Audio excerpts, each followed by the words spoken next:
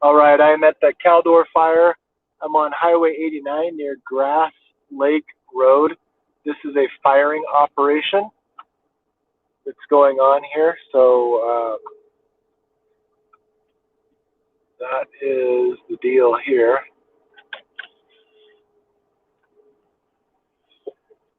And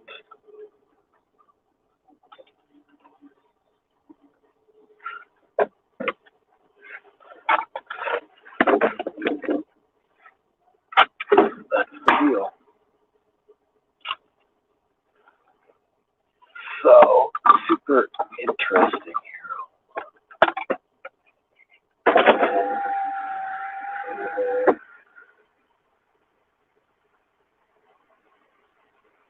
Hoping I can catch one of these. I forget what they call them. It's a kind of a flare or pyro charge that they set off.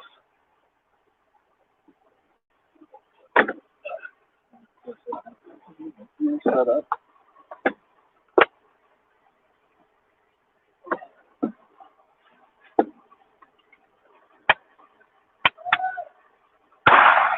Goes right there.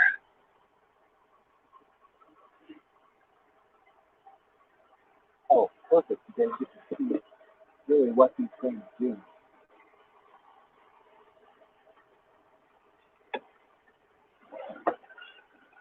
And bear with me just a second while I get my camera set up.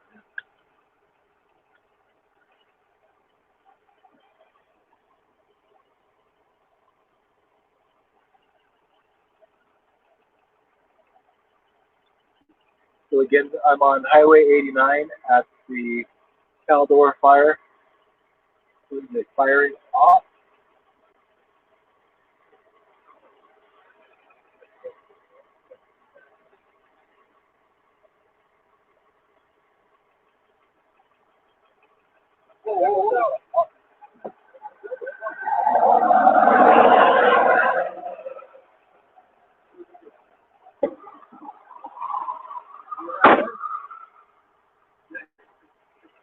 So we've got about a 15, maybe 20 foot scope.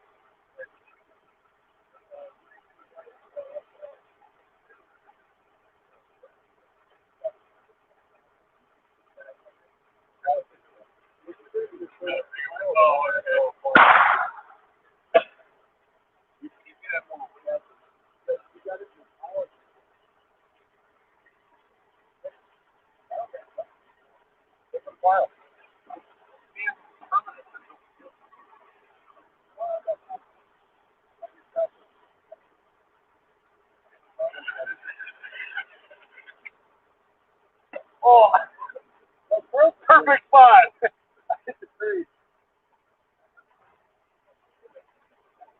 I like to go for the double. Oh, let me get the double.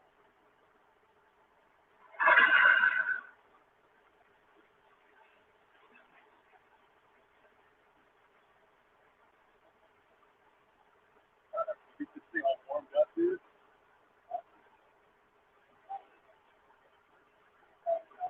So don't aim for the tree. We don't want this shit bouncing back in the road for any of us. Yeah, my accuracy.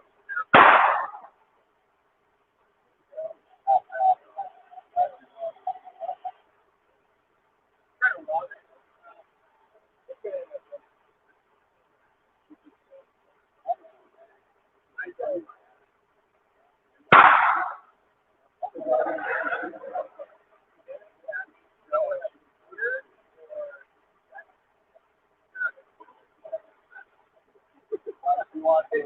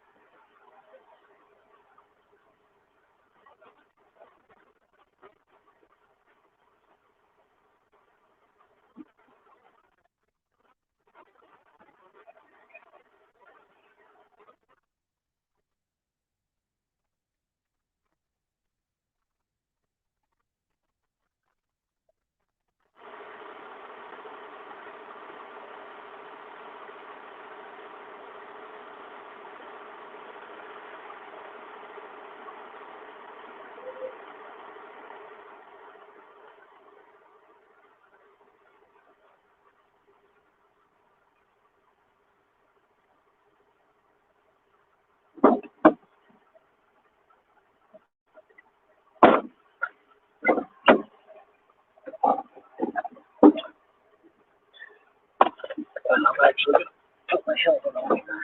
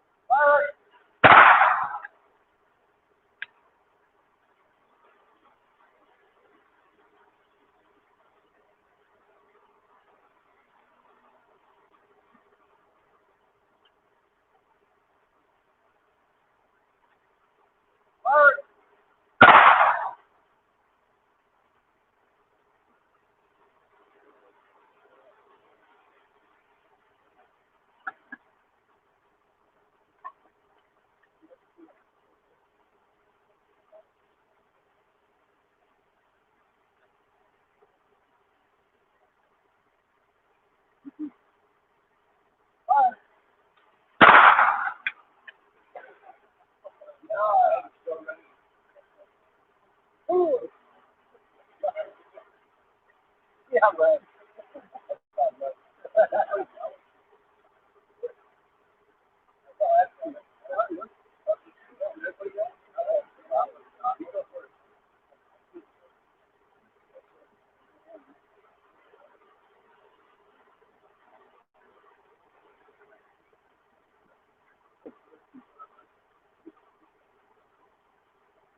All right.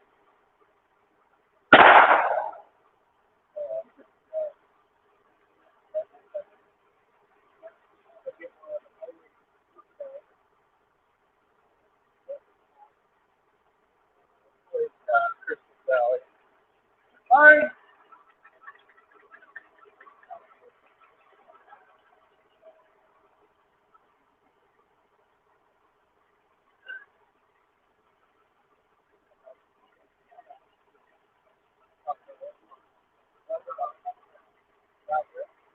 So the vegetable burning operation, we've got the natural fire that's heading in this direction. They have good wind conditions and humidity to create kind of a low to the ground fire. So they'll start fire here, and the fire that they're starting from the firing operation will burn into the naturally burning fire and create a large line of blast controlled area.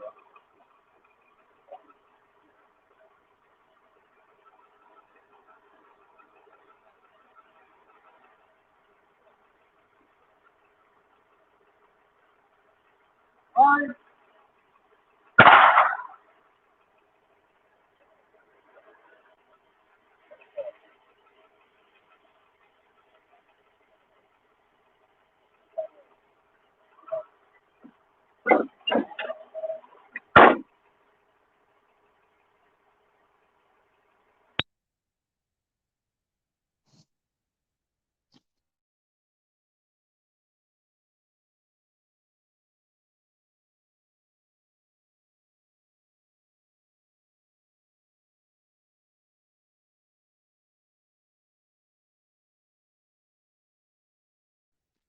There we go.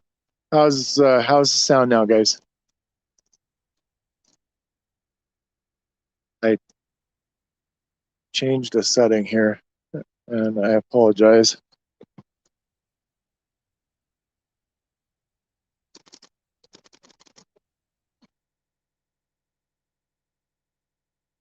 Okay, there we go.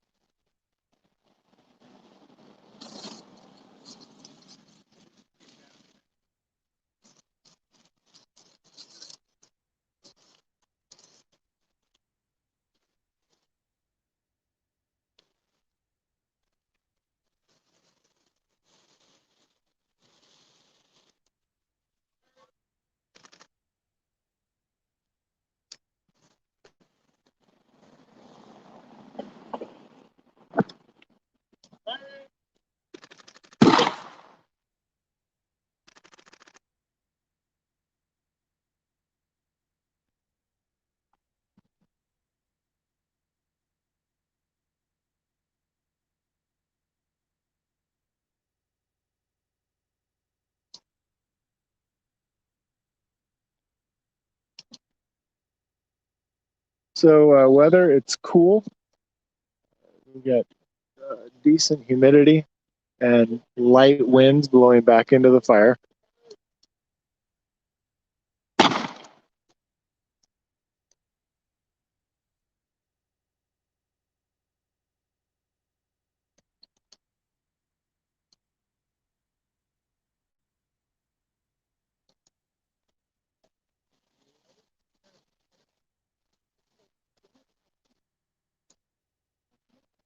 I'm on Highway 89, just outside of Christmas Valley.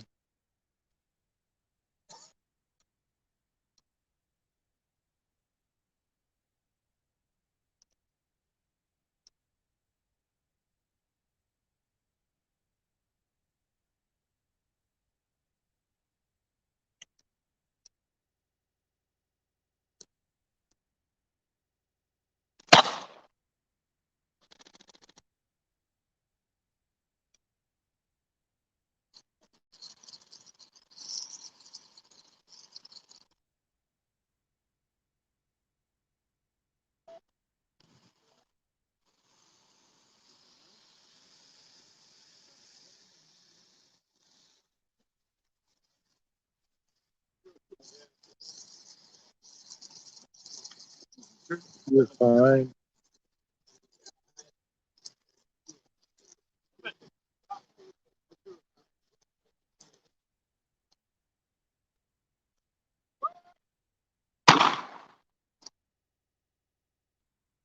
So I'm gonna go get you guys a cross street here. I'm gonna go look at my map.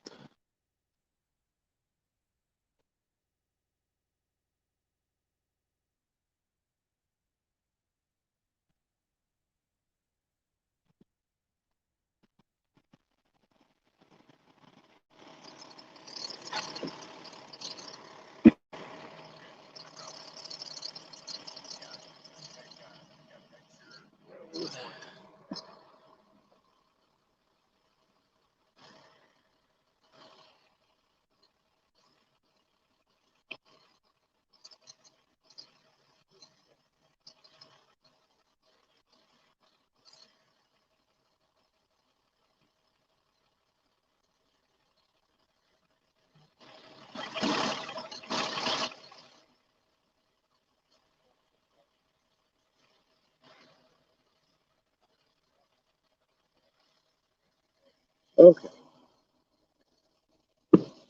Highway 89 and Grass Lake Road. And there I put it on the bottom of the ticker. This is a firing operation.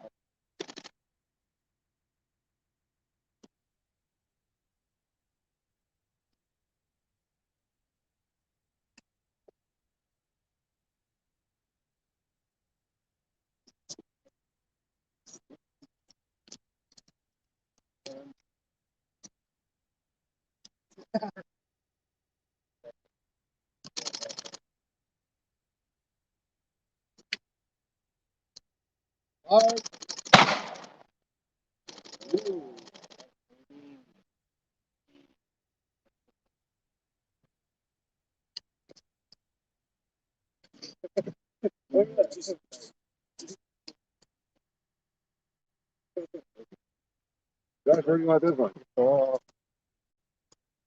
bump down a little bit. Yeah, maybe a little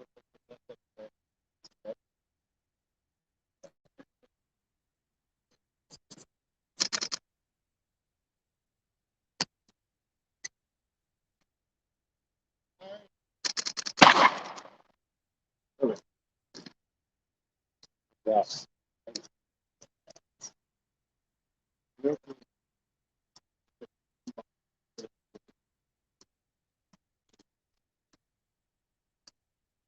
That's right.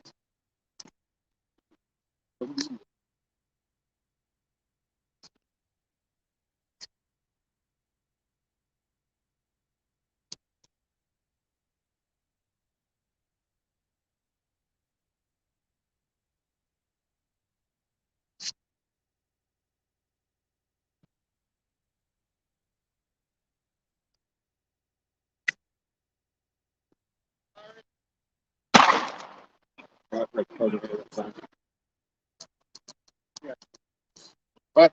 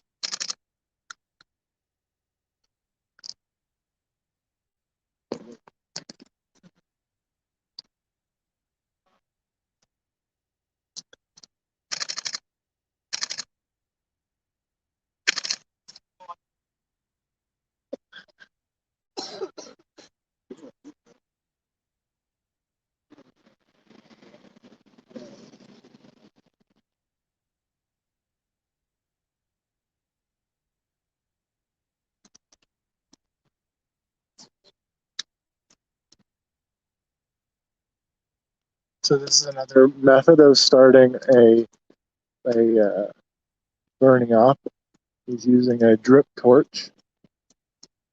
It's a mixture of diesel fuel and gasoline, and you can see why it's called a drip torch. It just drips out the end there, and they can create a nice line of fire that's going to go in and burn off all of the small stuff in here, and yeah, they can make a good line here.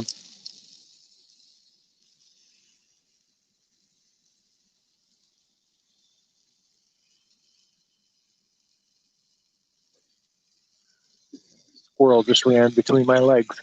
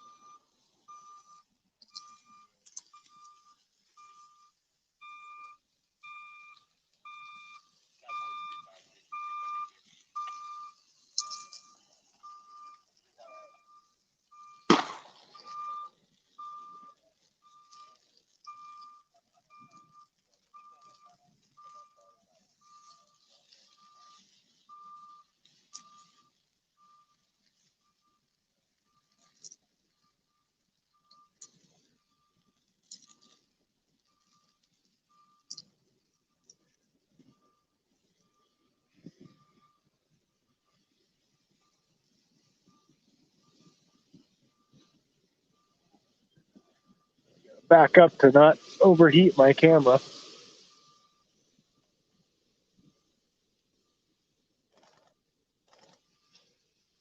And they have to go sideways every once in a while here.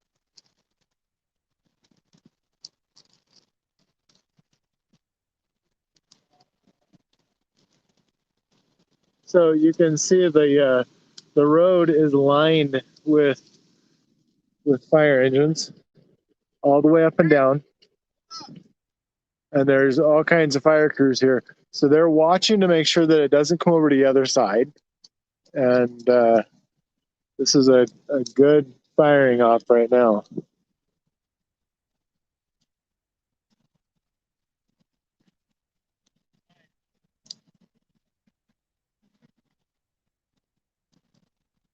And the guy in the white hat is a chief, and it appears that he's the one that's in charge of this firing operation.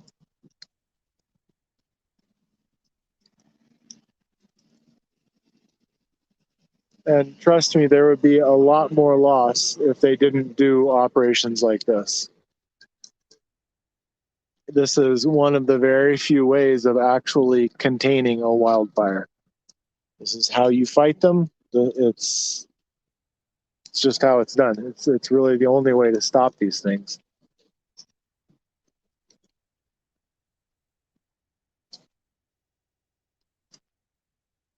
So what side? So I don't. My directions are all screwed up here. Looking back, that direction is Christmas Valley, is down the road that direction, and then turning around, going down this direction would be Highway 88 if I went down that way.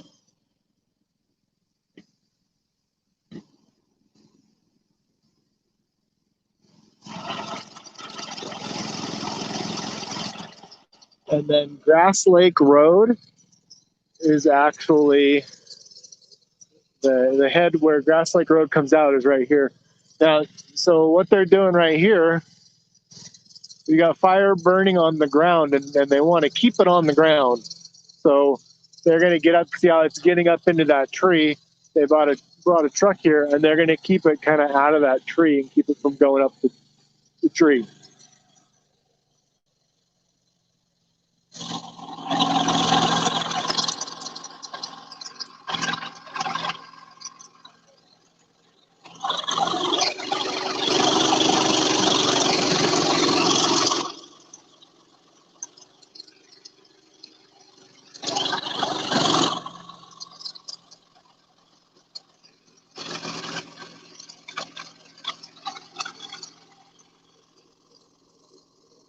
So what they want to do is burn off all the small stuff down along the ground, and they're going to create a huge line of black. So when the natural fire comes this way, there's nothing for it to burn, and it stays on that side of the road and doesn't continue over to that side. The wind predictions are expected to pick up tomorrow. Right now, it's just perfect conditions for doing these operations. So they're hoping to stop the fire in this area right here.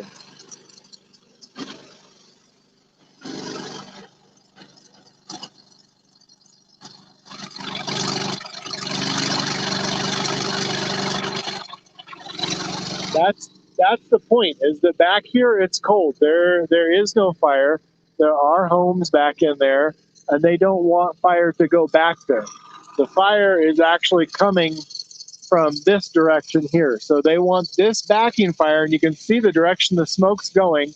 The fire is burning back towards the natural fire, and those two will meet, and it will keep it from crossing over to the other side of the road. That's the whole point behind doing these burning operations. They're taking away the fuel where they can.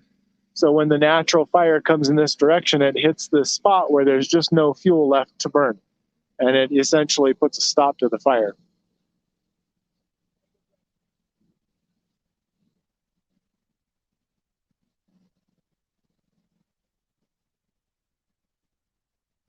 So hopefully you can see the little scroller down at the bottom of the screen, the ticker, and that tells you, and I'll try to use those more often. That's going to tell you what fire I'm working on and the general area in which I am working. So I am on Highway 89, very near Grass Lake Road.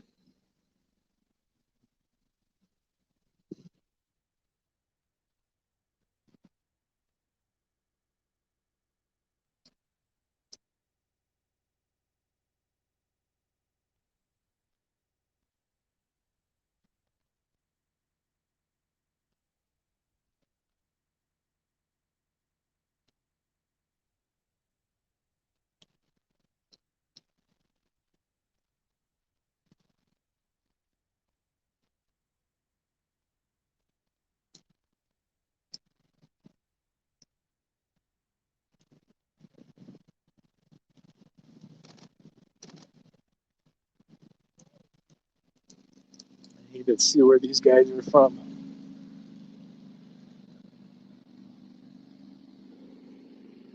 Ah,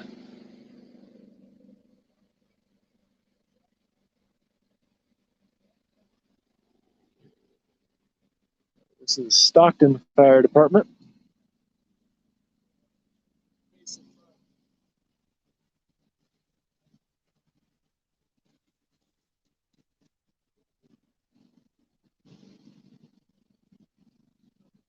Thank you, Renee.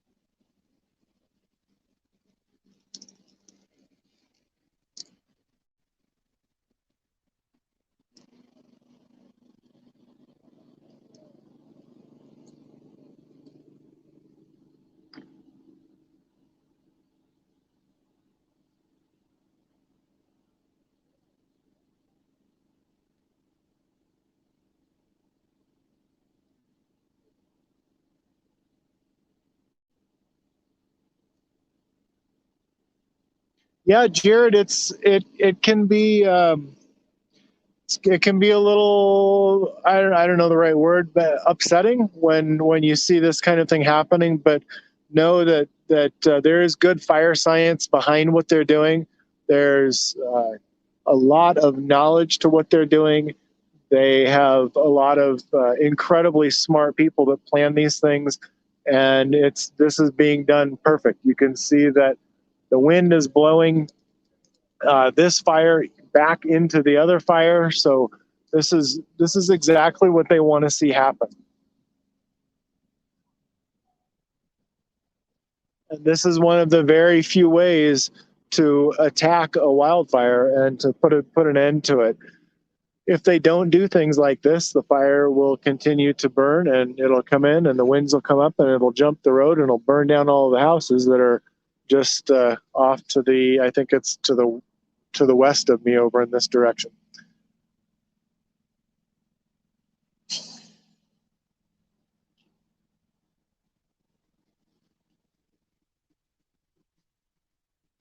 So yeah, I understand that it looks scary, but this is exactly what it's supposed to look like.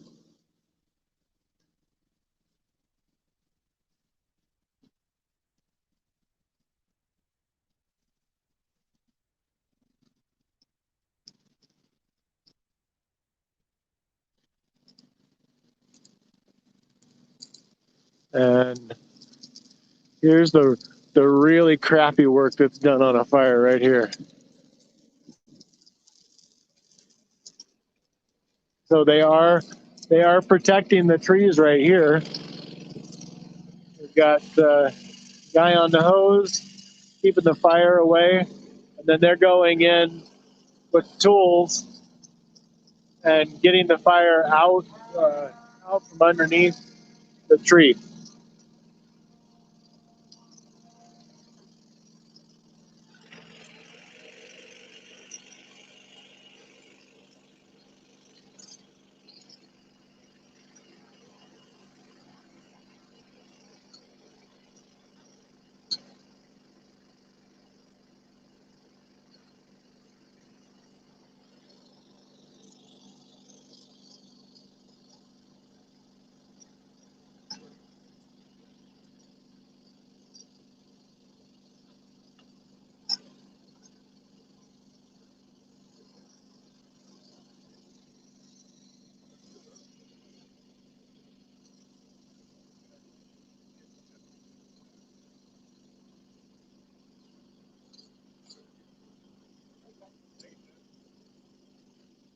So this is exactly the same kind of operation that they did outside of Strawberry on, I don't remember what day, on last Friday, I think it was.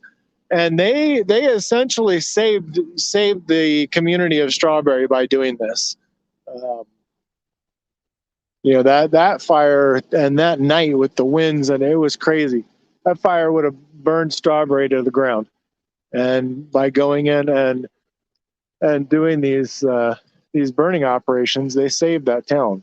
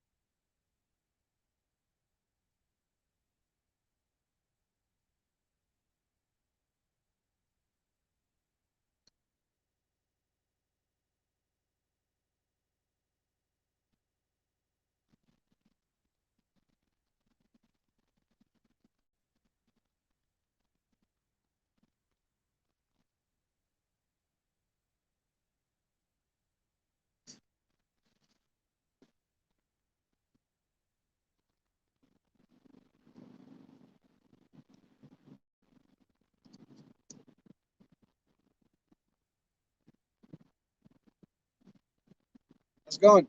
Excellent. Good. I've been explaining I'm live streaming this, and we get a lot of people going, "Oh my God, why are they doing that?" So I'm trying to explain the purpose behind doing a firing operation, like what you guys did around Strawberry last weekend. I mean, that frickin' saved that town. So Yeah. This one, the fire's so hung up with the fire, we're trying to cut it off so that we could actually make a straight line and go up there and hold it. what is the name of the flare gun thing that you guys use? I think it's a flare gun. Well, Very gun. a Berry pistol, Berry pistol is what you see on the ships where they. I'm Navy. That's why right. I know that. I know that term. So these are just a flare gun, and we have different shots we put in them. We have what's called a stubby and a hot shot. And they're two different style flares that we can shoot out of it. Right now we're shooting stubbies. Okay. And what about I saw them light something and just a fire grenade. Say, we have a couple different sizes. I think the one you saw were probably the large ones. That's the largest one we have. And it's just a really hot. It's white because it's a magnesium burn type powder. Yeah. Are you guys continuing this line down? Yeah. So the fire itself is way up in the mountains. Okay. And it's kind of walking like a diagonal, kind of up that way. Well, we really can't attack it diagonally because it's pretty dangerous. It's called underslung line. So what happens is underslung line, if the crews go in there to cut it out, the fire will roll material below them and then catch it. So we don't like to have any kind of underslung line. So what we're doing is we're squaring up the fire. So we take the fire that's already up there, we can't really get to, lighting fire so they meet, and then basically make it a square. So now we have a straight line. We could actually go up and try to keep it so that the crews aren't underneath the fire to allow stuff to roll past them. Thank you. I appreciate your time. Yeah. And I know I've got like 1,000 comments on here like, thank those guys for us. So you're very much appreciated. Firefighters are funny. They don't like hearing people say thank you.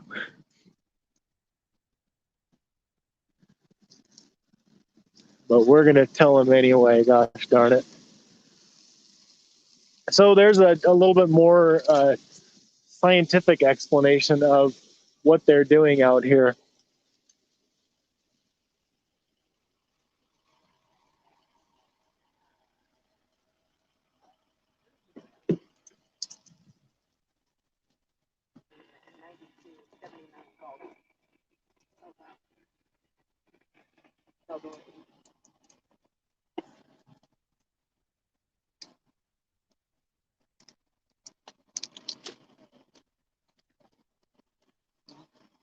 Apologize for the wiggling around. I'm trying to get my tripod set up here.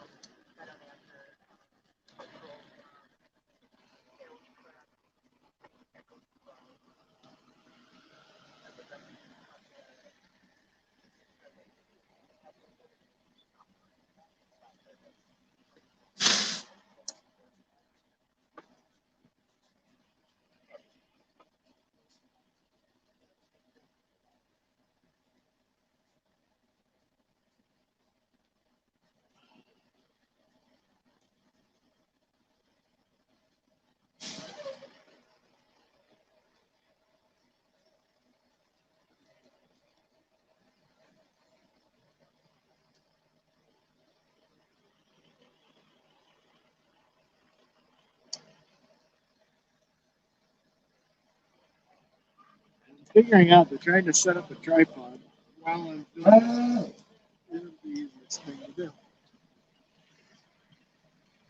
But I think I got it. I think I got it. All right.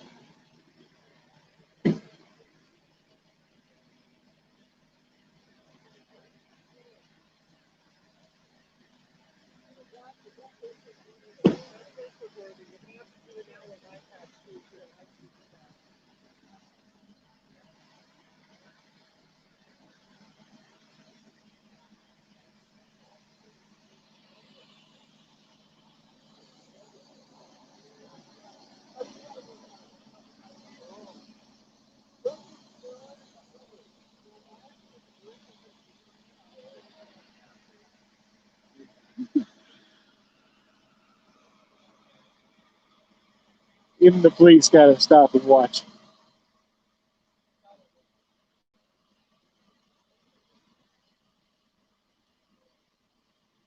See, even cops got to have heroes.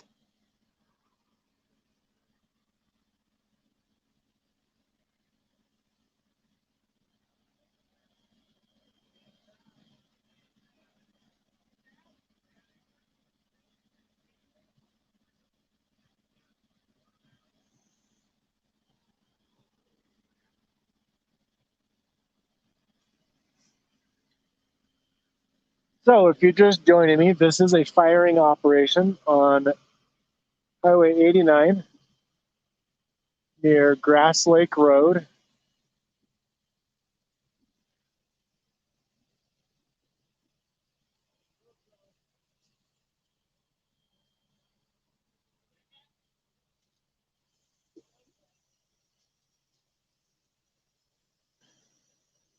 Nice little photo op, but even better than that, a great learning opportunity for everybody.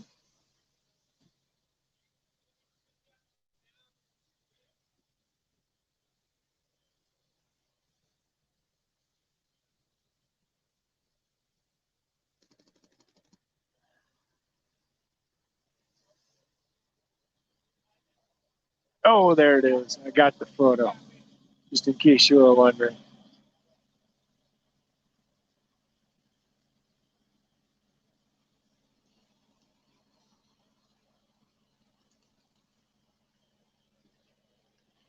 So now we got to go see where these guys are from.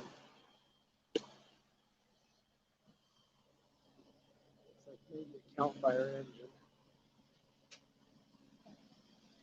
How you doing? What do you say, brother? A little bit better than on top, huh? Who? Better yeah, and the cool thing for this was that I got I'm live streaming it, so people get to see it happening. They were watching them use the flare guns, and I can explain why they're doing this because a lot of people are like, "Why are they lighting fire?" So it's a good opportunity to do a little learning. Fantastic. They're going to light some more up here going forward too. So right, good place to hang out. Thank you. Yes, sir. Super nice guy that I met. One of the chiefs from Arizona, and he keyed me in here.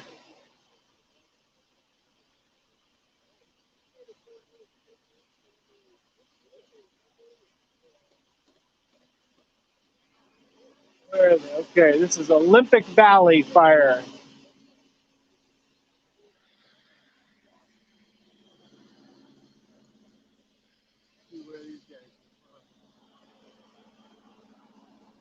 Fort Hueneme. I don't even know where that is.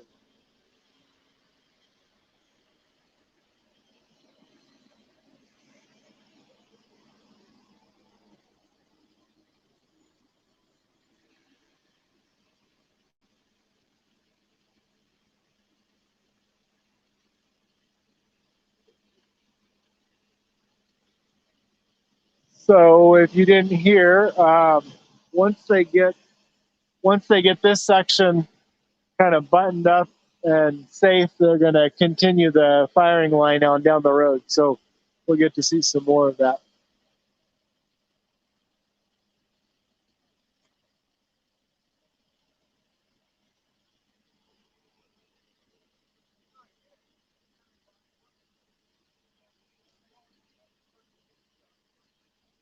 So while we're waiting, maybe we'll take a walk down and see where the rest of these fire crews are from. There are, there you go.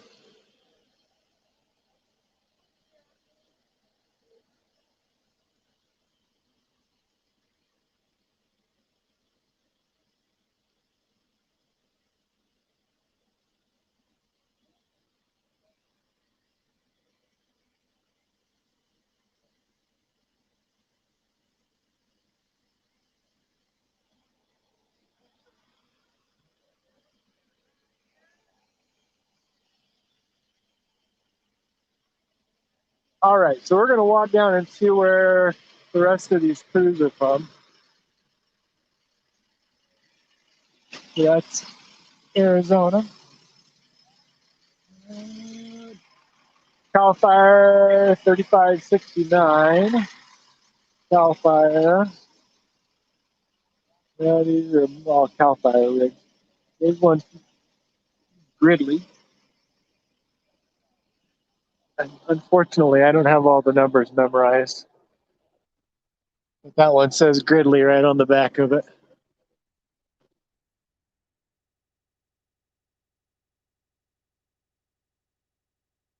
Let's see. Rough and Ready Fire Department.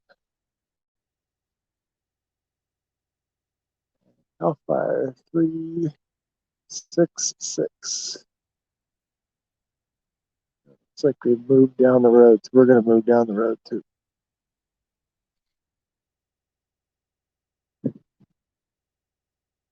There's Upper Ridge.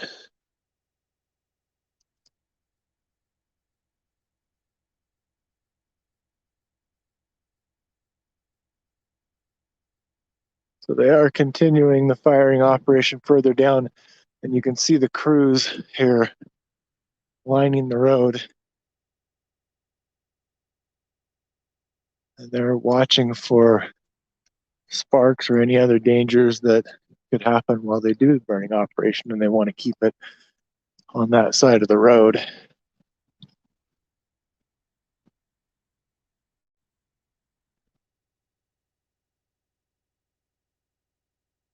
And it's interesting when you're away from the fire, it's actually quite cold out here.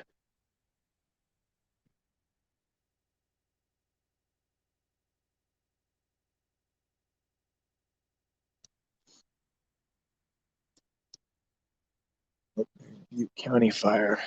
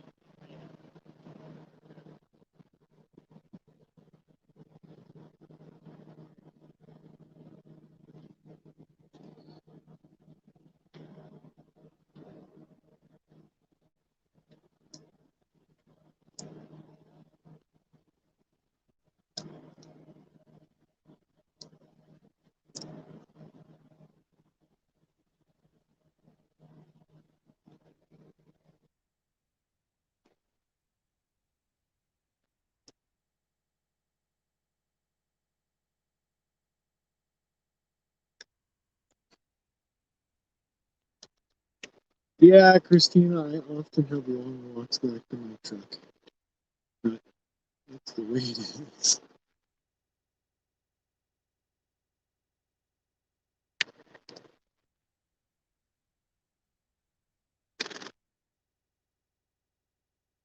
Oh my gosh.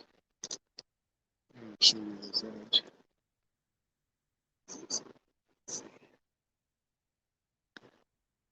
That's not really focus, but that's the image I just took.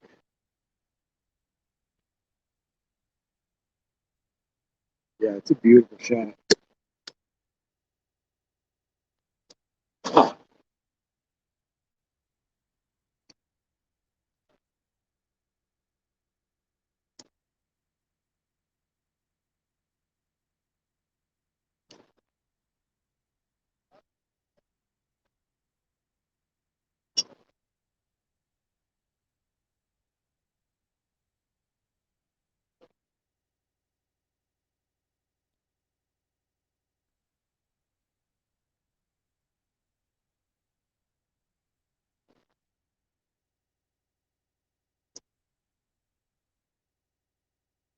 Lots and lots of fire crews out here.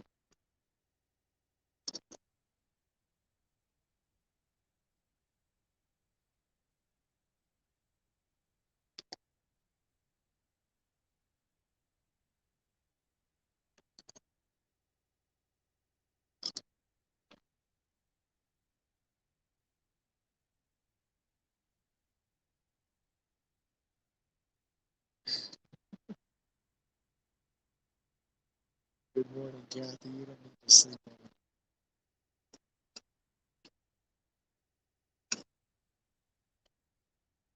So I am streaming both to Facebook and YouTube. Please go to my YouTube channel. It's at On Fire Photos. Hit the little subscribe button.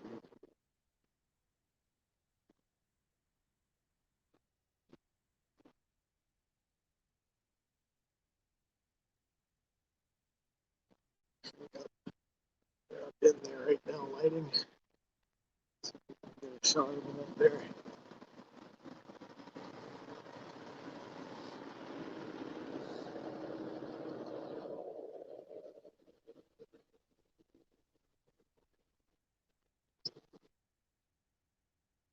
So you see the lights up in there. There's two guys up that have kind of hiked up that hill.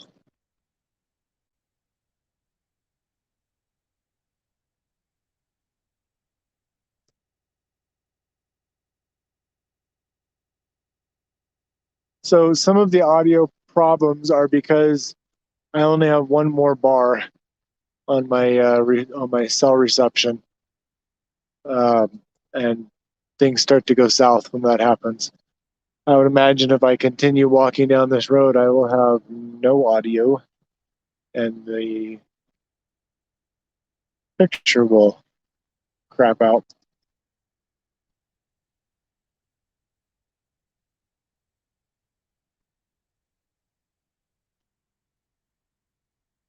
Kathy, my truck is quite a ways back there now. It's all right though.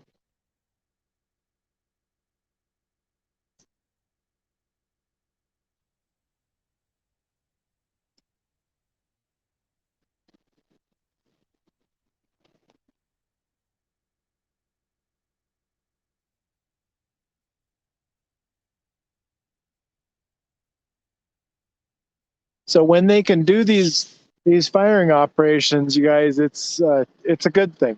It means that they are able to actually get out here and fight this fire instead of just getting out of the way and getting people out of the way. So this is proactively fighting the wildfire, and this is how it's done right here. There are very few ways to actually fight a wildfire, and this is one of the best ways out there. At nighttime, they can come in. The humidity goes up and the wind direction is good, very light winds blowing back into the fire, and that allows them to do these burning operations, which yes, burns land and burns trees, but it would the natural fire would burn a hell of a lot more land and trees if they didn't do these burning operations. Just on the other side of this road, there are homes back in there. So wait for this truck to pass. So much like they did in Strawberry last weekend or around Strawberry, they completely saved the town of Strawberry by doing that firing operation around the town. This is how wildfires are fought.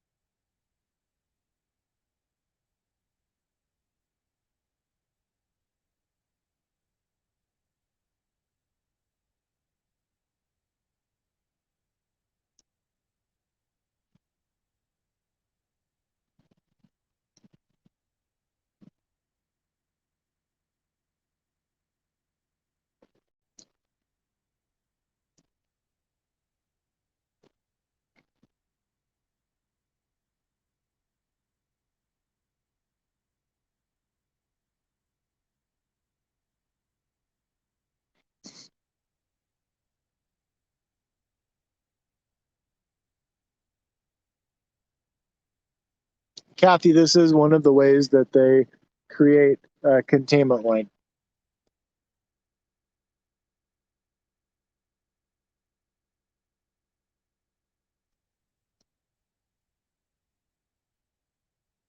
This is kind of the beginnings of creating a containment line.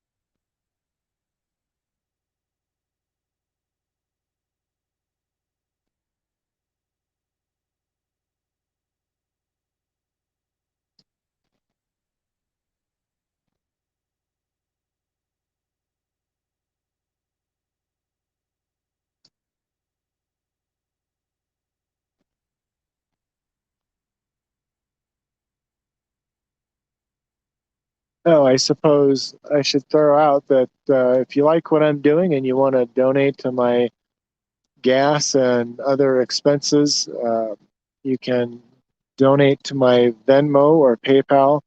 My Venmo is at On Fire Photos.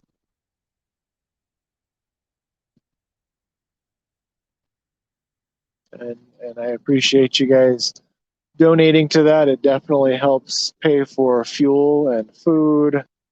I don't have lodging expenses because I sleep in the back of my truck. But it did buy me a little blow up air mattress, which makes sleeping in the back of the truck much easier.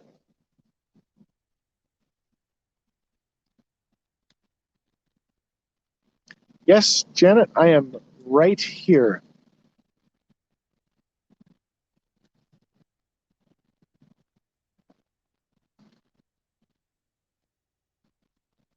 Thank you, Kathy, for posting that.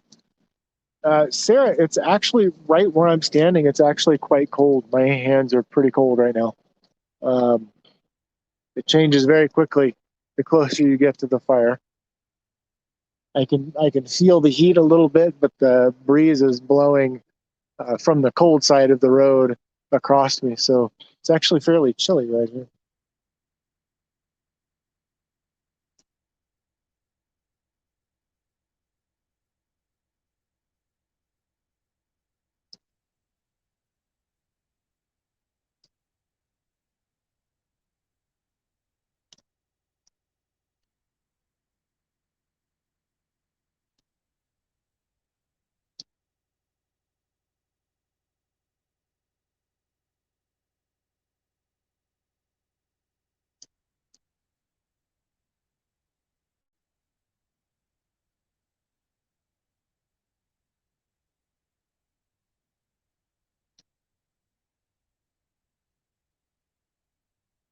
Exactly, Sue. There's no bears. Bears aren't even real.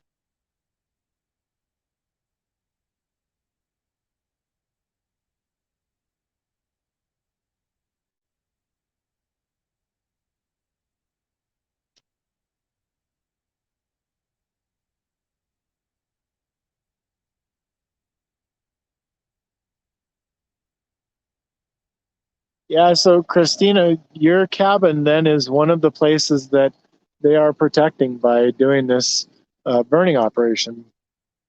And like I was saying earlier, they are just over on that side right there. There are homes and cabins and people's lives over there. So they can burn off this section of forest over here and stop the fire from coming into the populated areas and basically just stop the fire, period. So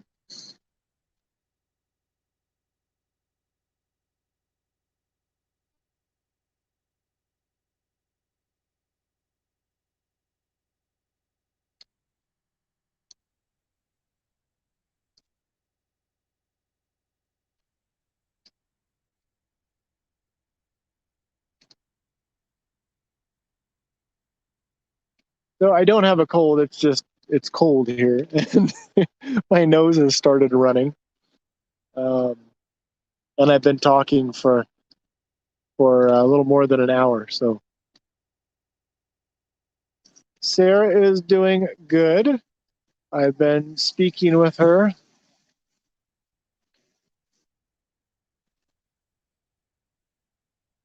She may be coming out tomorrow.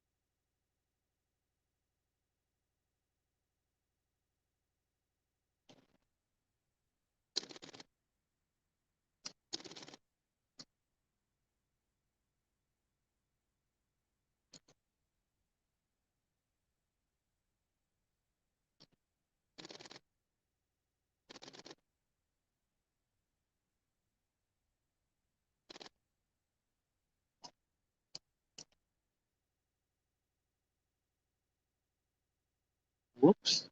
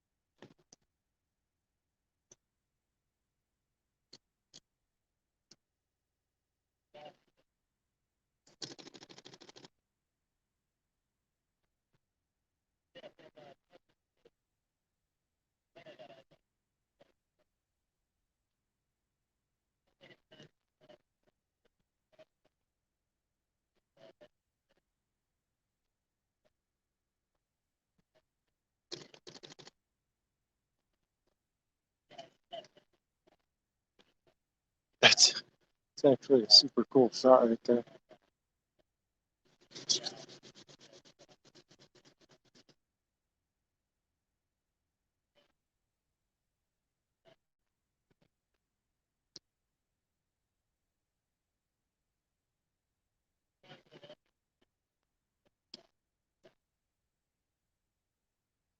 I don't know. I'm still trying to figure out how this microphone works and what the best thing to do is. So we're in a bit of experimentation mode right now.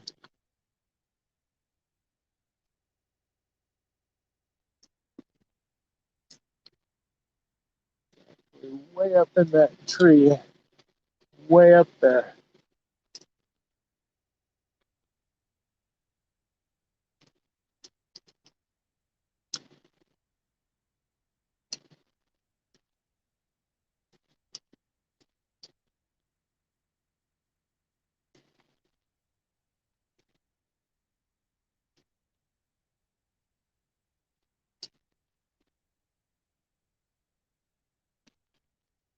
And again, I'm at 1 bar, so it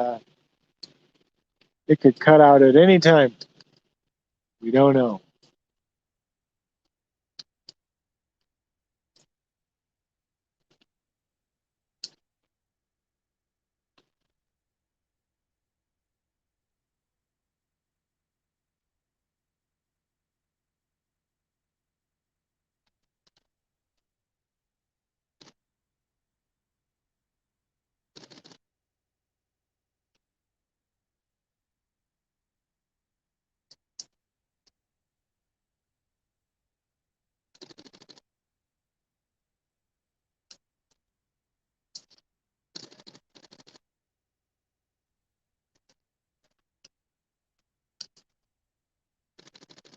He just saw that I was taking pictures of him, and now he's uncomfortable.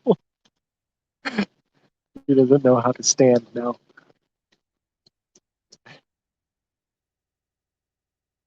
I try to be sneaky so they don't know that I'm taking pictures of them. But natural is always better.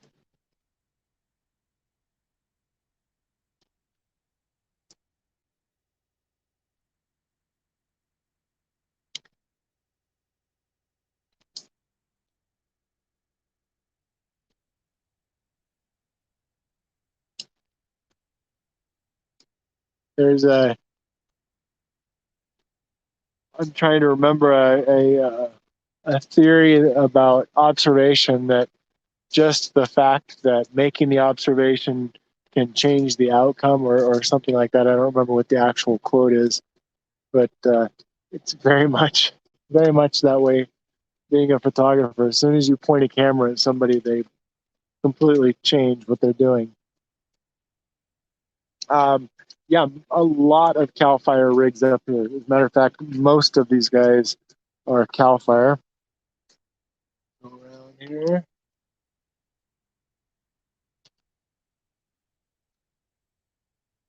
That's CAL FIRE. That's an Arizona firefighter. Oh, that might be a cool shot too.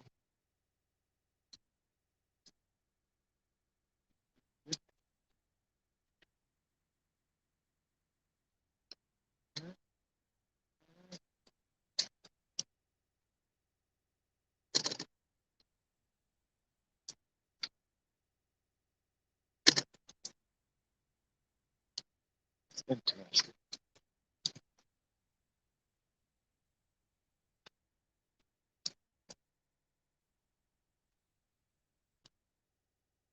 Starting to push a little more heat there as it works its way closer to the road.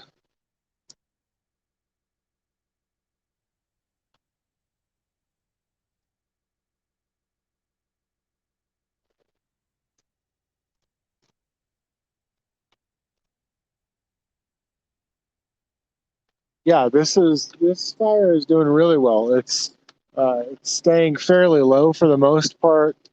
It's burning fairly cool. It's just kind of working along and doing what it's supposed to, not getting crazy. It's burning back into itself, which is great. This is very much what you want to see in a burning operation.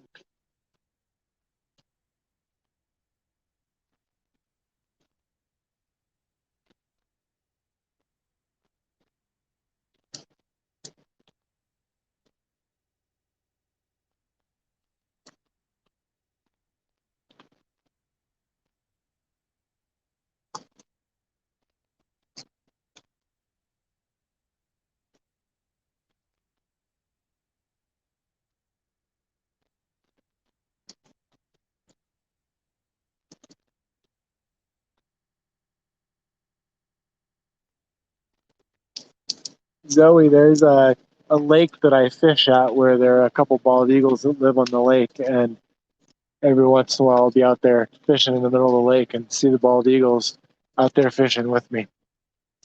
It's super cool.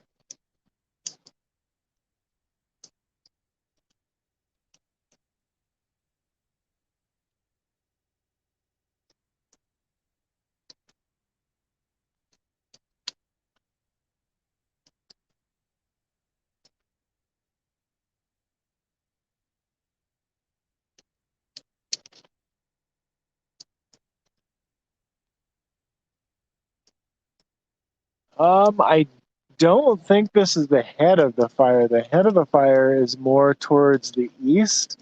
This is kind of a sideline of it. And that's what they're trying to do, is to keep it from coming this direction. Tomorrow they do expect a bit of a wind shift, and the winds are supposed to be burning from the northwest to the southeast, if I remember correctly, which is why they're doing this burning operation now, because it would be burning the natural fire in this direction, or pushing the fire in this direction. I'm not where Grass Lake Road hits 89, further down that direction to the left.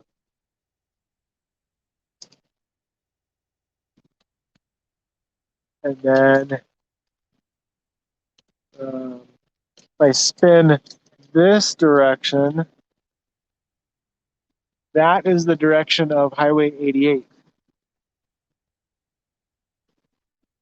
We're at mile marker 5.5. You guys know your mile markers up here.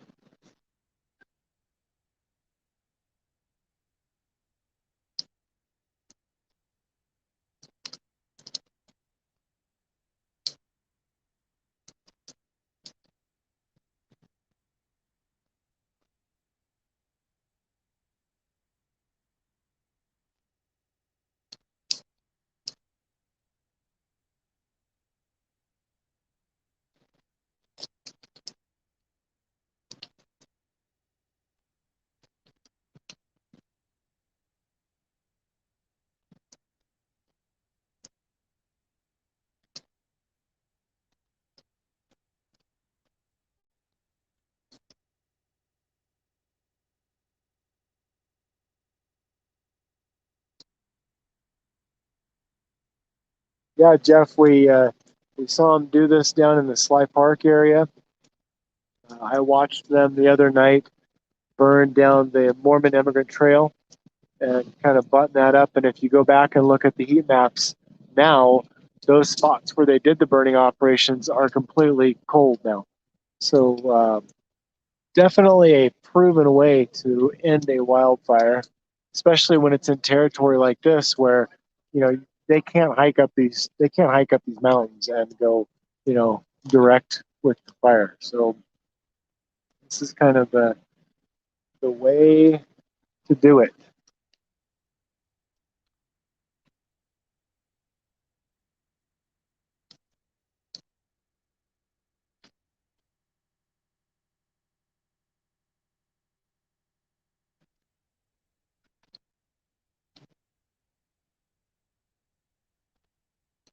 Now we got the tree fallers over here.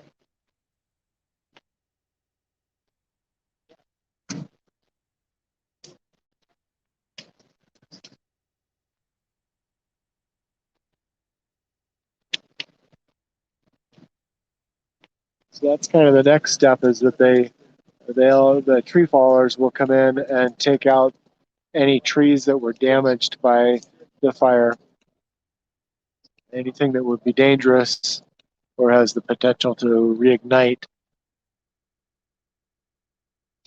Sarah, I don't know what the current containment is on this fire.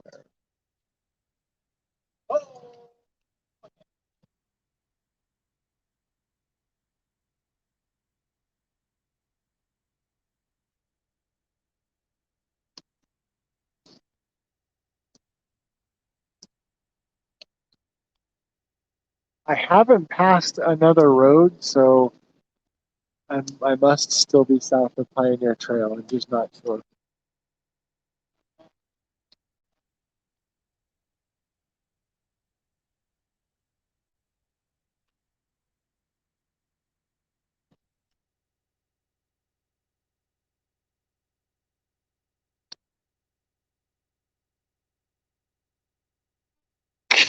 Kim, good morning.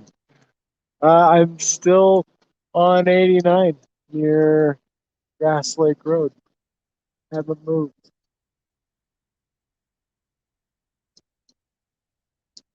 So they set most of this, they set right along the road. And actually, let's see, they're still up in there.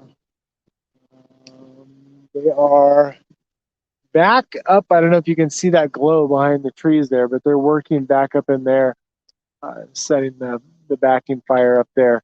And then it'll just slowly back down towards the road. And I think that they're doing that to keep it from flaring up as it runs up this ridge line. So it looks like it evens out a little more up there, which would keep it from flaring up as it runs up the road or up the hill here.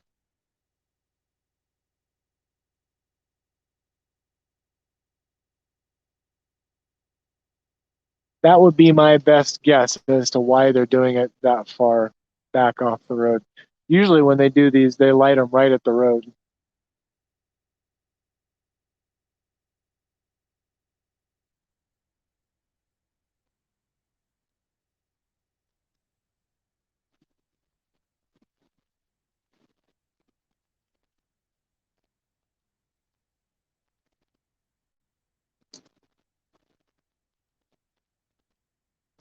Yeah, I'm at 61%. We're doing all right.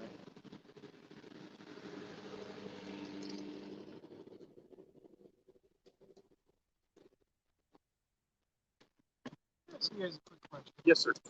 Usually when I see them doing these firing operations, they light right along the road when it goes up. Why are they doing it so far back? So given a little bit of a buffer, number one, and number two, they want to, we want to create some heat up high or up higher so that it keeps drawing itself back in. Like notice how all the winds, everything's pulling back in right now. Yep. It's because they went in there and they put some heat up higher, just minimal heat, not a bunch, because we don't want to torch trees out. We want them to stay pretty, Right. but we want this stuff on the ground to burn up, and get rid of these ground fuels that are bad, stuff that's been on the ground for decades. And so with that, we want to give ourselves a little bit of a buffer so that if something rolls out, we can pick it up with the engines or with the engines. Cool. So yeah, it'll eventually come down, and we'll walk it down nice and slow. Yeah, we've been watching it just kind of come down nice and slow. It's doing nice. We want to do it slow and methodical so that it gets done correctly and gets done in a as controlled environment as possible. That's why we're doing it at night versus doing it during the day when it's hot out, when the winds are not favorable. Right now, they're very favorable. Right. So, and your humidity goes up a little bit. Humidity goes up, so it keeps the fire behavior more minimal. If we were to do the same burn during the day, it'd have completely different effects. We'd torch out trees, we'd throw spots, we'd have more intense fire. So right now is like the optimal time to do this. Yeah. So it's doing really good.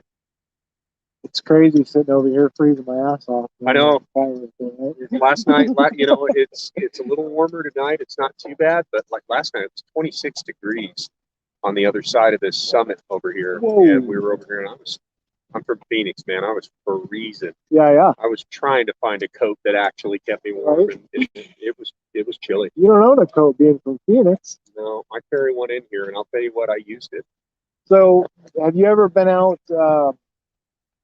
past Surprise and Peoria, like way the hell out there? There's a test track, like Toyota's test track out there. Where at now? It's out. I used to work for Toyota. So Okay. Oh no, you mean way out in about by Whitman? Whitman. Yeah. Yes. Yeah. I So know where that's big at. 10-mile oval track out there. I used to work out at that. Okay. That's why I So, fly out from Ann Arbor. Yeah. That's So Toyota's got a place out there. Dodge had a proving grounds. It was GM's up out there. there, Yeah, yeah. GM's out there. Yeah. I guess it's a great place to test vehicles because it's hotter than 80s out there. But Dry Yep. and just desolate. And we could be out there with our prototypes and people wouldn't see. Yeah. Yeah. Absolutely. we had the trainee pilots from Luke would come in and try to turn inside of our oval. So, and I worked in noise and vibration, so we were taking sound recordings as we're driving. So anytime they do that, security would call anytime there's an aircraft came down, Don't beat it. and we'd have to jam under these little garages that they had there if we were working on a prototype. Uh-huh. But they'd come in. I mean, low and fast, and Yeah. they just burn right around that circle. It was cool, man. Yeah, no, I know exactly where you're talking about. It's way out there. It's off it's actually past 299th Avenue and Patton Road. It's out there. It's like 300. It's like 300. I think it's like 315th Avenue. And Patton. It is way out there. It's still way out there. Yeah. They started building a bunch of houses out Surprise. So Dodge closed their place. Chrysler had that place up there off of 211th Avenue and 211th Avenue and something, but they closed the Chrysler Proving Grounds and they sold that land, and now it's all houses. there. Oh, wow. And so Surprise is the city that's out there, and Surprise is growing like tenfold. I used to live in Surprise years ago when I was younger. I had a house out there, and now it's like where I live used to be on the edge of the city of Surprise, and now it's like the middle. So we used to stay right across from the stadium where they do spring training. Yeah. So we'd have. I lived right next to the stadium. Okay. I lived off of Reams and Greenway right there. We'd have the Chrysler guys were there, and then us, and then we'd have these baseball players. Yeah. And it was pretty cool. It's a neat place. Yeah. That's actually where I started photography, photographing the thunderstorms that would come in. No kidding. And I happened to get a picture one time. I'm like, wow, this is cool. I should try to figure out how I did that. Yeah. Went back to Ann Arbor, took some college classes, and I was like, oh, I love this. I started storm chasing. Oh, no kidding. Yeah. Did you ever take any classes? A good friend of mine, and I love the guy to death, Mark Beeson. You know Mark? He's started out as a photographer for National Geographic, and that's where I was in Nat Geo in 2015. I was in the September 2015 edition. I had Nat Geo with me. Actually, they rode around in this truck with me for 3 weeks, and they followed me from fire to fire to fire. And Mark was the photographer that got stuck having to ride around with me. And of course, he spent 3 weeks with me, so we got to be good buddies and stuff. And so he's back in their Washington, D.C. office, but he teaches. He does a bunch of he teaches classes. He does all kinds of stuff, and he's such a nice guy. Like, he's a really, really good guy. I didn't know if you. Yeah, look him up. No. You find him on there. My main instructor there was he was a photographer for the Detroit Free Press back in the 60s, 70s. So during some tumultuous times, Detroit riots and all, So it was cool. It was good though. I told him, I said, you're gonna have your work cut out for you, buddy, because I said, the only way I'm gonna let you ride with me is if you promise not to make me look stupid. And that's gonna be a challenge. That was gonna be a challenge. I go, if you even misquote me, like saying something dumb, I say, just ask me and I'll clarify. Right. Because everybody's going to see this thing and I'll never live it down. And he's like, he goes, don't worry, man. I'll take care of you. He did. It was nice. Came out. It was a great story. And they did a whole big old spiel on it. That was pretty cool. Wow, you're a famous guy then, man. I wasn't famous, but it was the one time in my life that somebody actually worked hard to make me look cool. I was lucky. I just had a couple weekends ago, I had a guy from Germany that came over to do a documentary about me. I Oh, really? And I'm like, dude, like, you're a fucking idiot. I'm like, I'm mic'd up for 3 days wearing this microphone pack. It's filming me the whole time. I'm used to being on this side, you know. Oh, yeah. That was hard, man. Oh, it's really hard. I don't think I could do it. He didn't do any. This is the night ops. Oh. He couldn't do anything to mic me up because I'd say too many bad words. But he, A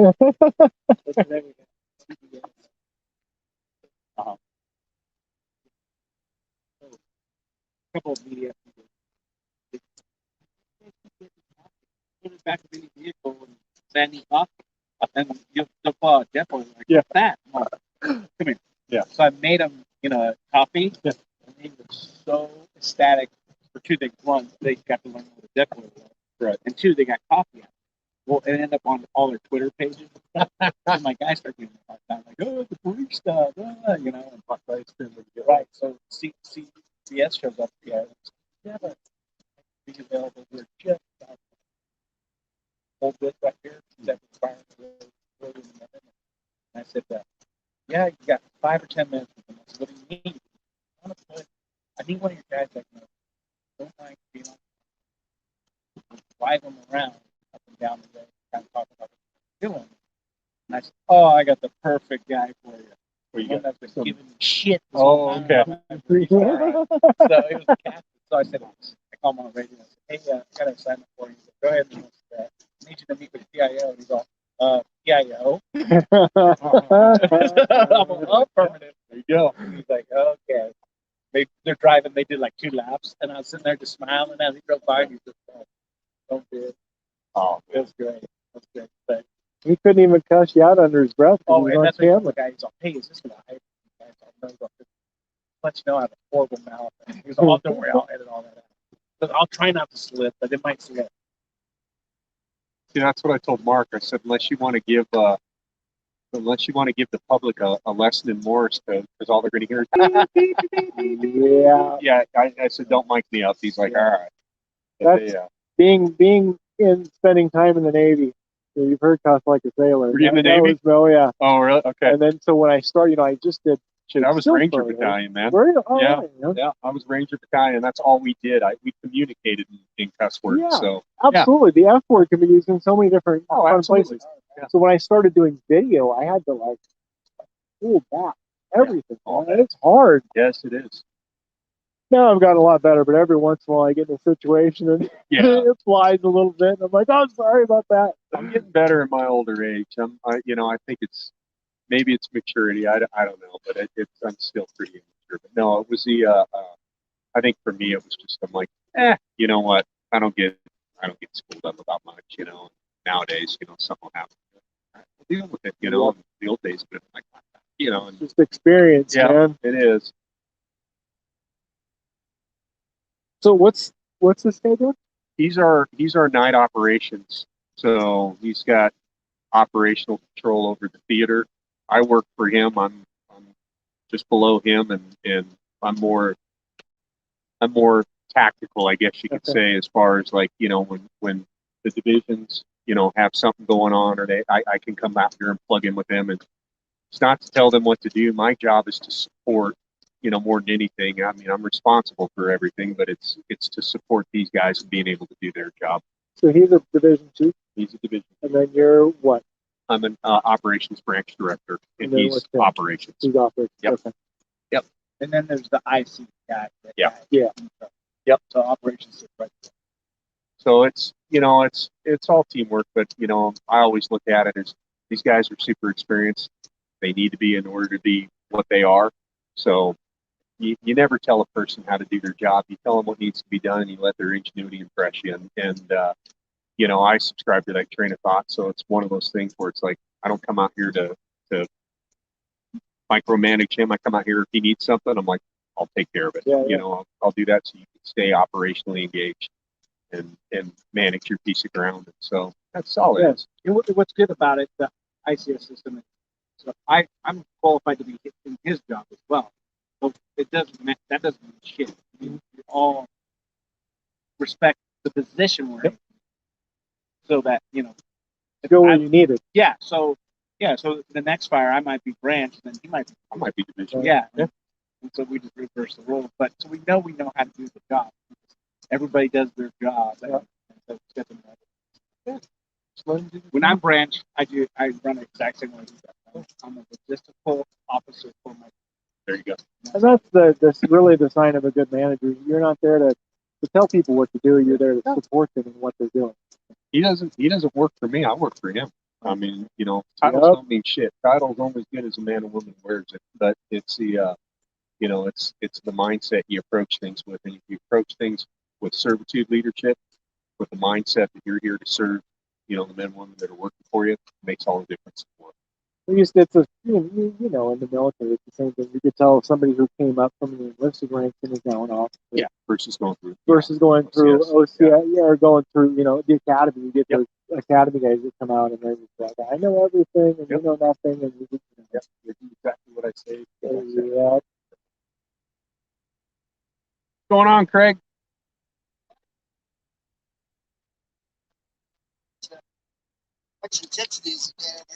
Yeah, they got a lot of stuff that's just jackstrawed in here, but it's we're not. Big. It's pretty heavy on the ground. We're keeping the scorch height low on this stuff. We haven't torched anything out, and it's just consuming this ground stuff, which it's been doing really good. The engine's been cruising along here, and just if anything does climb up, they're just knocking it down. So it'll look good. We'll keep the green and get rid of all the junk.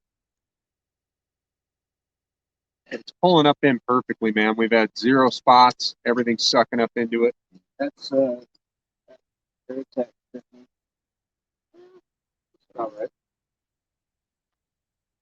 I'm gonna go over here and give them some privacy so that they can discuss their operations without me standing right there.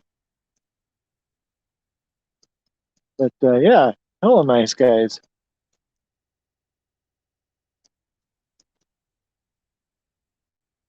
Oh, there's some heat right there.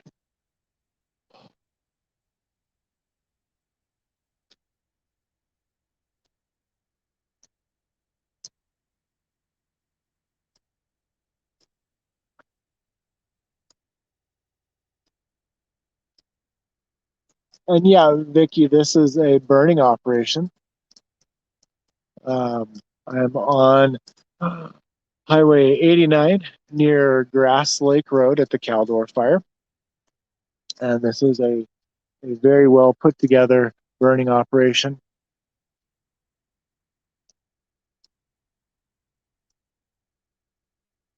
And those were the basically 1, 2, 3, almost to the top in the chain of command on this fire. Definitely the top for this division. You can see these guys are still standing out here watching and making sure that it's burning properly and staying safe.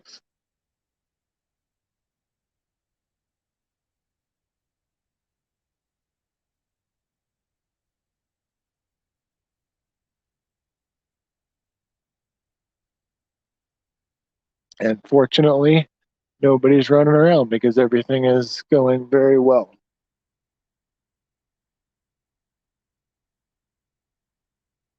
I just love getting out here and talking to these firefighters. Especially the older guys that are more experienced. You can learn so much from them. You can learn so much from them on many levels. Just management strategy and of course fire science and knowledge. But for the most part, they're all super nice guys, incredibly helpful. People don't become firefighters to throw their weight around. They become firefighters to help, and they do so on the fire line and just talking. So I definitely big props to them. That old tree up there, clearly a very unhealthy tree up there. It's basically just a stick that's burning off.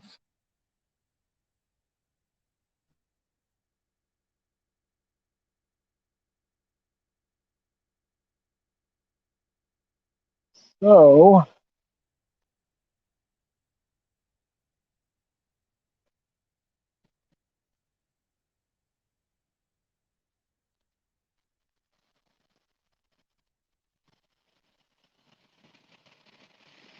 And luckily my truck is still here. So that's good. How are you? Where is Port Hueneme? Ventura County. I, I used to live down in LA. That's probably where it's triggered. Yeah. Have a good night, guys. Copperopolis. Okay. I can see that reflection on the side of my truck. Okay, so I've been going for almost 2 hours here, and I think I'm pretty worn out. So I'll give you another little overview here.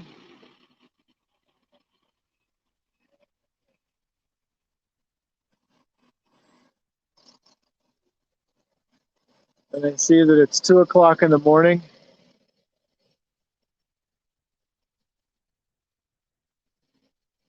And I think we could all use some sleep. So,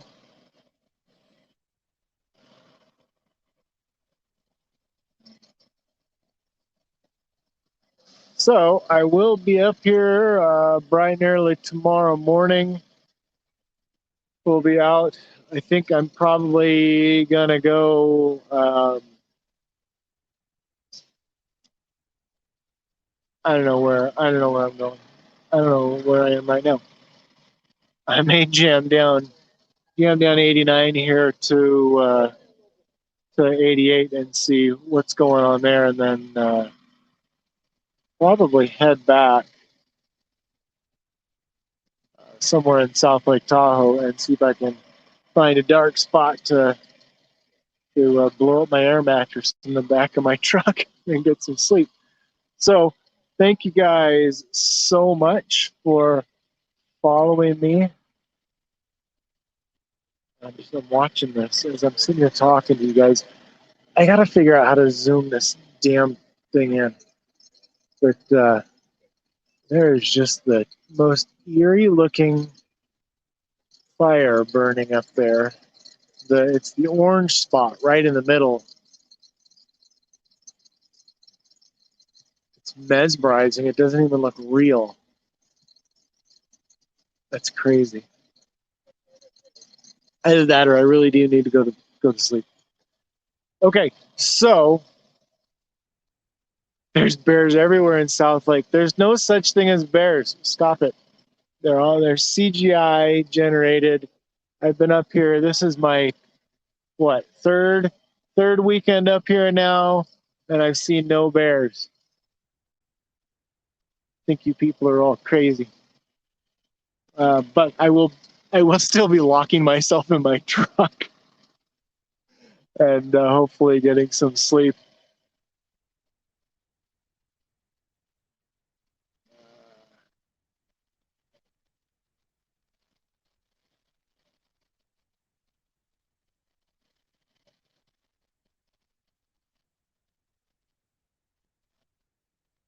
As long as they don't steal my food.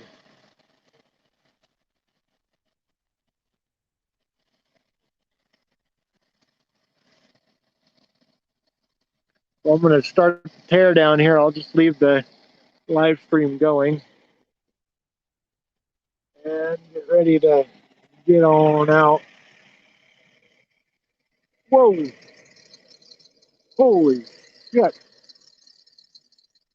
Just as I'm about to leave, I swear to God, this is why I don't get any sleep.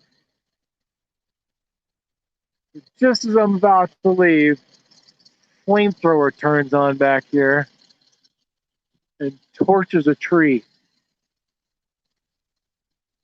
Oh, here we go. Big flames. See? This is why I don't get any sleep right here. Oh, shit.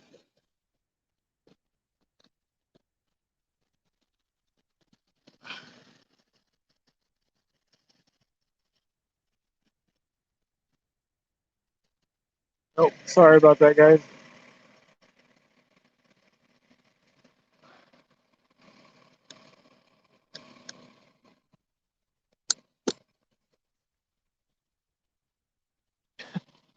just as I'm about to get back in my truck. Tree torches right in front of me.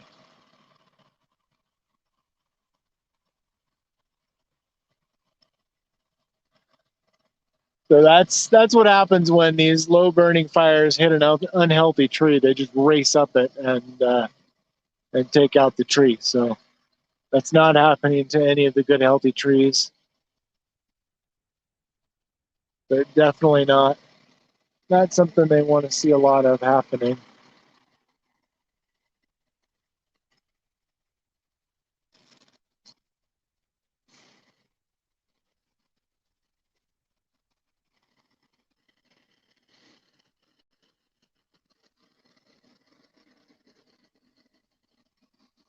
I'm just sitting here and see if there's that I want to do right here. Right here. Oh, yeah.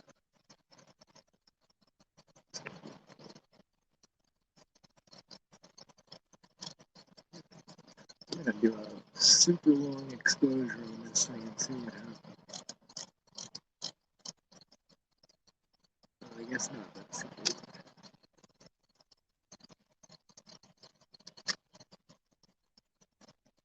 Oh my goodness.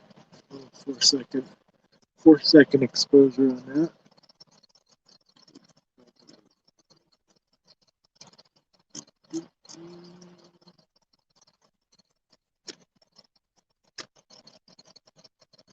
That's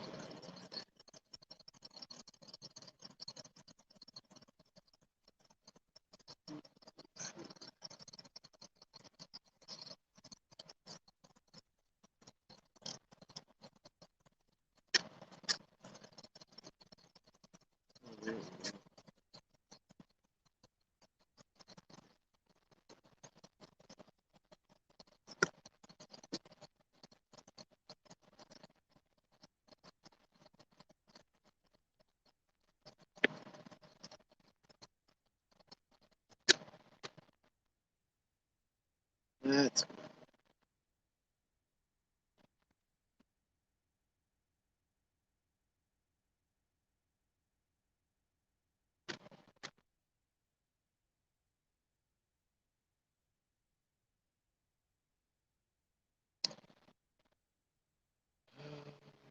it is hard to leave.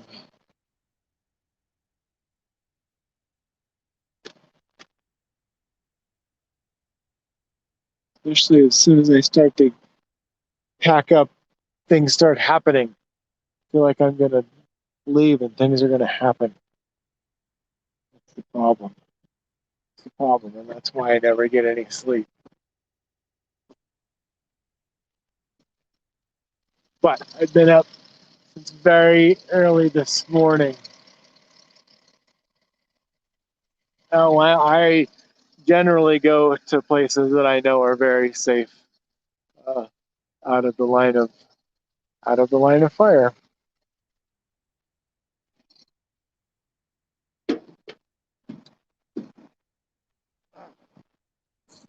Get a little snack.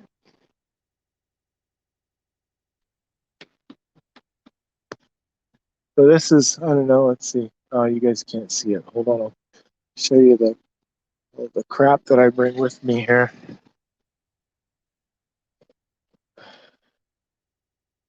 There we go. So I've got my ice chest, of course. I've got my chainsaw back there. I've got a fire extinguisher. Got some extra water. Got a toe strap. And another little ratcheting strap in case I gotta get myself. Oh, the big tree just fell.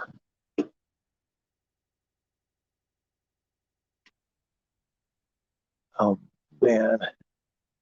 See, I missed things. I missed things. And I've got plenty of rock stars. There you go. That's wildfire photographer fuel right there.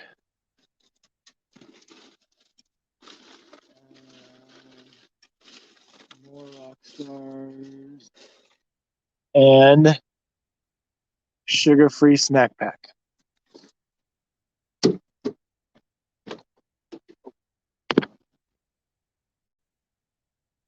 So yes, they are sugar-free rock stars because my doctor said if I'm going to continue to drink rock stars, they at least need to be sugar-free.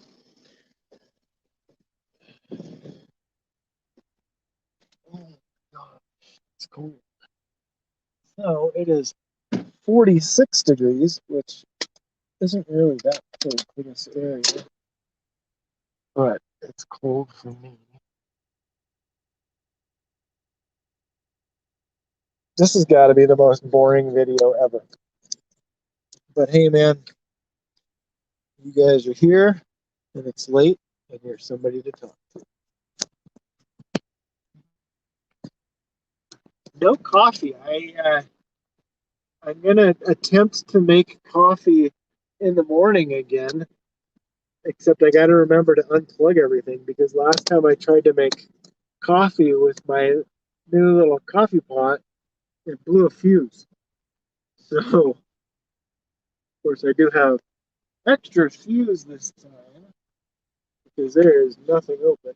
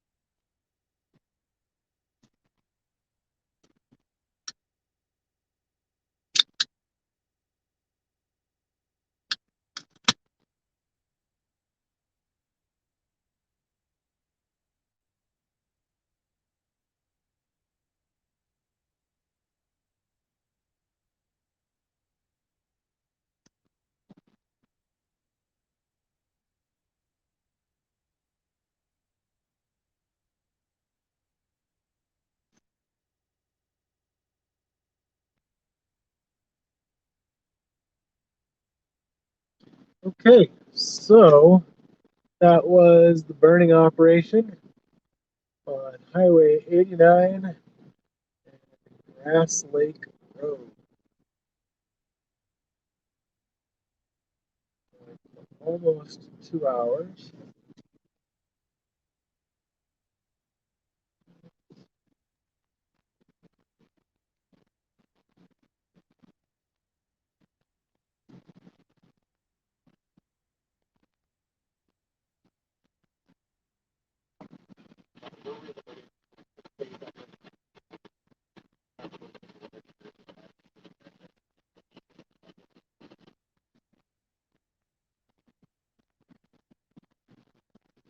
So I'm coming up on this. You guys can see this is Grass Lake Road coming up right now.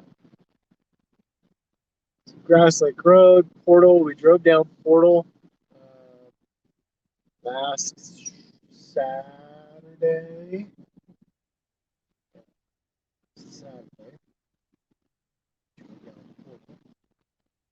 And into Christmas Valley.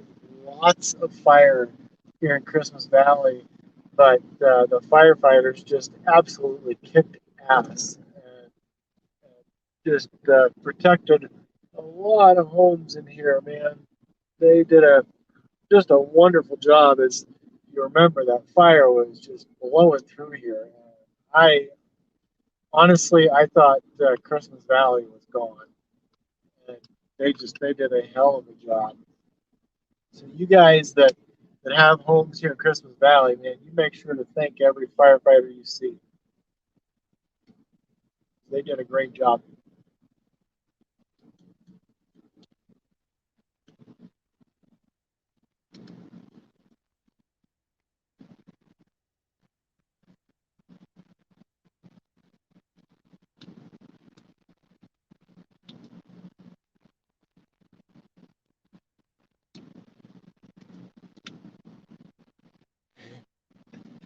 Yeah, I need to get Rockstar to sponsor me. I'll throw a sticker on the side of my truck.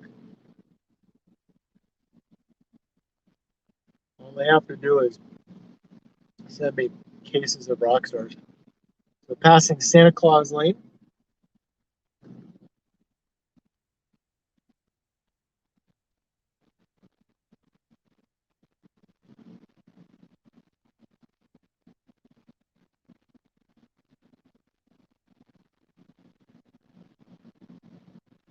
Driving back towards Myers. And I'm seeing it's like power is on in Christmas Valley. It's crazy. I figured power would still be off in here.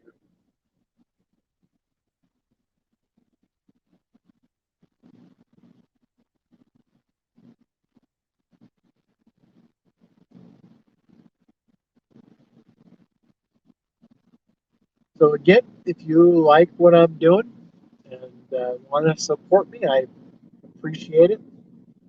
You can Venmo at On Fire Photos or PayPal using my email.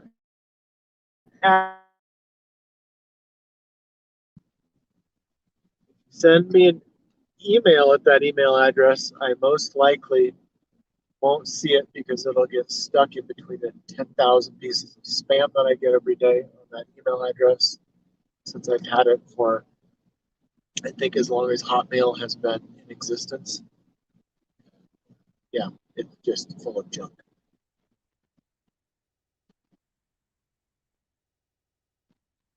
Good night, Dawn. Thanks for hanging out.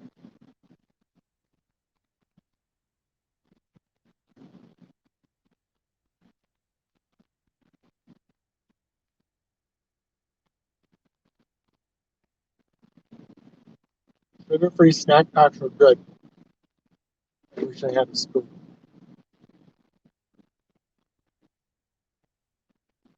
But at least I have a tongue like a giraffe. These are the kinds of things I can't do when I have passengers.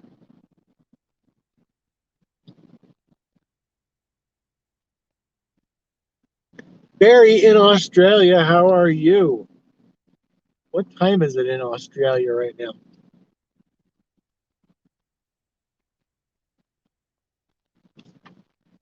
Someday, someday I hope to be able to come to Australia and cover some bushfires. I think that would be amazing.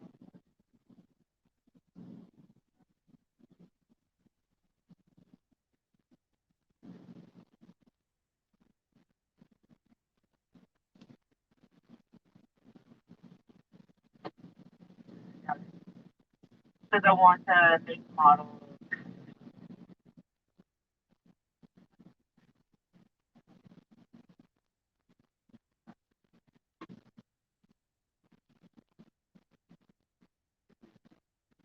I do not call my wife at 2 o'clock in the morning to say goodnight because she would murder me when I got home. She wakes up at like 5 o'clock in the morning, or sometimes earlier. So generally, what I do is just in the morning, as soon as I wake up, I just text her. I just generally she generally sends me a text and says, "Are you still alive?" And I text her back and say, either I'm still alive or I'm not dead yet. And that's kind of how we communicate when I'm on fire. She just kind of wants to know that I'm alive. So every once in a while, she'll text me, "Still alive?" "Yep, I'm still alive."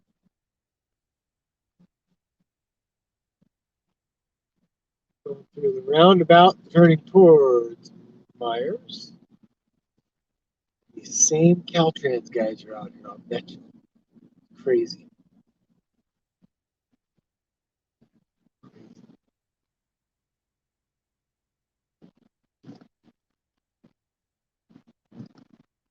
No campfires.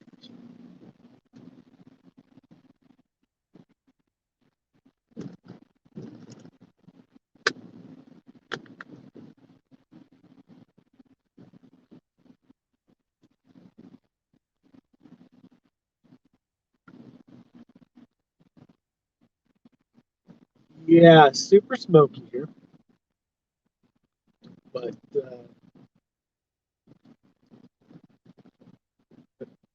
no big giant glows. That's good.